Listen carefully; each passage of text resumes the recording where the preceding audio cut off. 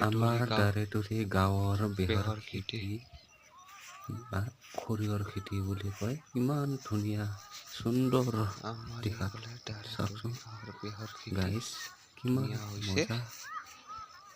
এইটো দেখিলে আপোনালোকক খুব মজা লাগিব।